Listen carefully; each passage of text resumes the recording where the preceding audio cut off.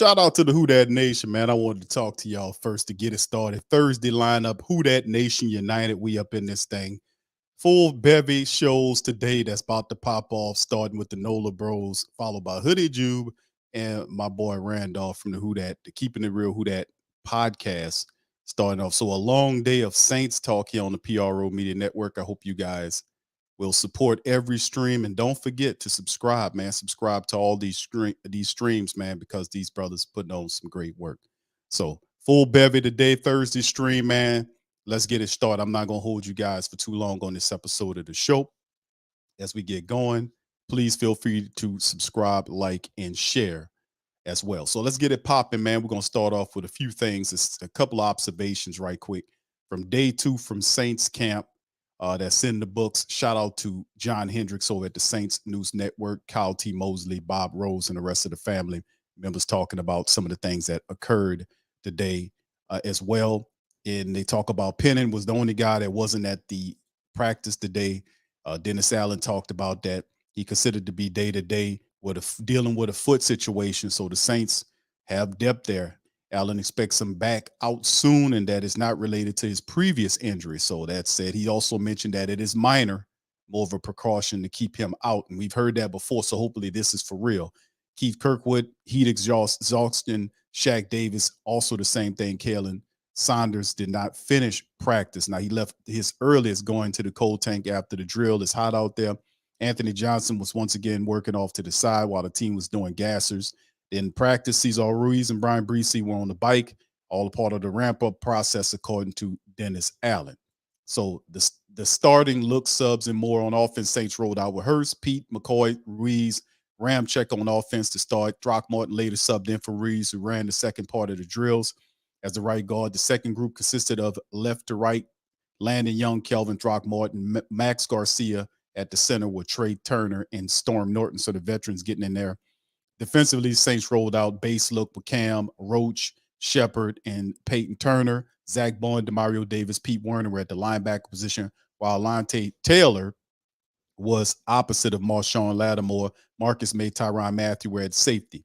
Breesy and Passenger rotated in as well. Peyton Turner stepping up. Dennis Allen said after practice that Turner's getting more reps with the first team's defense. A combination of something that he's earned. Hey, now. The team trying to find the answer opposite of Cam Jordan. We talked about this competition. Allen said that someone has to take the role and not will be given the role.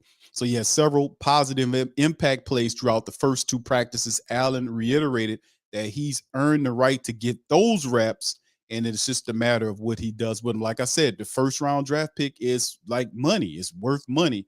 You gotta give them every opportunity to try to succeed. Unfortunately, Andrew Dowell takeaways with 2 straight practices in. Dowell caused the fumble for the second straight day. This is the time it came on the passing play. He knocked the ball out of Kendre Miller's on the short pass. Miller had to run a lap afterwards, but it was a good sign on Andrew Dowell's part. Now, Allen emphasized a couple of times the importance of takeaways, saying that teams are not going to give the ball to them and they have to go out and take it. Isaac Yiadom forced a fumble on Kirk Merritt on Wednesday. Then the combination of Smoke Monday and Jack Heflin was able to force a fumble on Jake Hayner's drop back to close out the drills. Now, 2 days in, things are looking pretty promising for the Saints so far. Quarterback performances between the 7-on-7, Carr finished 6 of 10. He went 2 of 4 to start on the 7-on-7, 1 of 2, then 3 of 4 in teams. Jameis Winston went 8 of 10, going 4 of 4, 1 of 3, and 3 of 3. And Jake Hayner turned in the day of 8 out of 9, 4 of 4, and 1 of 2, and 3 of 3. So the 7-on-7 Carr hit his first pass to 7-on-7 slant route to James Washington. The next 2 throws were off a bit, and he and Chris Olave were over the middle. He kind of got with him. Jimmy Graham on the seam route that was just over his head, finished out of the series, hitting Jake Bogus in the flat with Zach Bowen in coverage. Now, Jameis Winston hit some passes to Chris Olave out in the flat. Jimmy Graham's short left to Alvin Kamara on the swing route, and then Quan Baker on the intermediate gain on the right side. Good coverage by the defense forced Winston to roll out. DeMarco Jackson slipped covering Baker to get the completion. Now, Jake Hayner's outing saw him hit Kendre Miller short over the middle to start, and that's where Dowell's strip happened when he recovered it. Now, Hayner hit Kiki Cote on the next play on the deep rollout play, and there was good coverage by Adrian Fry on the play, but Cote and Hayner made it work. The final two hookups were to Lucas Krull on the short curl route in the middle and inside short route to you-know-who, Taysom Hill. First team drills, the first play in team with Derek Carr in the center saw Jamal Williams make a good cutback inside for a big gain. Offensive line opened up good hole for him that time. Carr went deep on the right sideline to Chris Olave, but the ball was a little bit overthrown. Still, it was excellent coverage by Alontae Taylor on the play, and Carr came back the next play with that little rollout action to the right, which then hooked up with Rashid Shaheed for an excellent catch. Now, Taylor was in coverage on that one, but the last play for Carr's series was a run without to the outside with AK-41. Now, Winston's first series didn't go well as the first pass was thrown to the ground due to the pressure. And of course, he was trying to, Enu Benjamin had a nice gain on the outside zone run for the second play. His lone completion was to keep Kirkwood on the short game. Winston also went deep in this series on the pass to Rashid Shaheed, which ended up getting the helmet of Troy Pride. Now, Jake Hayner started his series by connecting with Kiki Cote on the short curl route, then outside run to the left by Kirk Merrick that got plugged up by Zach Bond. Hayner tried to something deep down the right sideline for A.T. Perry, but it was overthrown and out of bounds. Now, Adrian Fry and Ugo Amadi were there for good coverage. Final play to close out the first team series with Ellis Merriweather running inside, and Dowell kind of plugged that, stopped it. You know, good. I want to see what he looks like too. Second team drills. Carr had a little bit better luck during the second series. Nearly went perfect. First pass went to AK-41 in the flats. Kamara put up a nice juke inside on Zach Bond to pick up that yak. And then his second pass connected with a short gain to Rashid Shaheed working against Laddie Daddy after some pressure caused the pocket to collapse. Now, Peyton Turner had a big pressure on the ensuing play that almost saw a big hookup with Carr and Thomas on the deep left sideline, but it was dropped at the very end, and Carr finished by connecting on the slant route to his guy, Brian Edwards, working against Paulson Adebo. Now, Winston's series started with him hooking up with Rashid Shaheed for a short gain as Carl Granderson had pressure on the play. Kendre Miller had an inside run next where Breesy was there to make the first contact in the backfield, which would likely have been a tackle for a loss or a run stop. Now, Winston hit Ellis Merriweather on a swing pass afterwards, and Ryan Conley had a good tackle there that resulted in the loss. Now, Winston's series closed out on the high note as he hit Foster Moreau working against Conley on the deep route on the right side for a pretty catch. And then Carr gave Moreau a special dap off after the play. So it was all pretty good, to be honest with you. Good observation stuff happening in camp. And then, of course, the heat was a part of it, what going on outside with a lot of players dealing with the heat. Defensive coordinator Joe Wood spent most of his time with the secondary. You know how he do.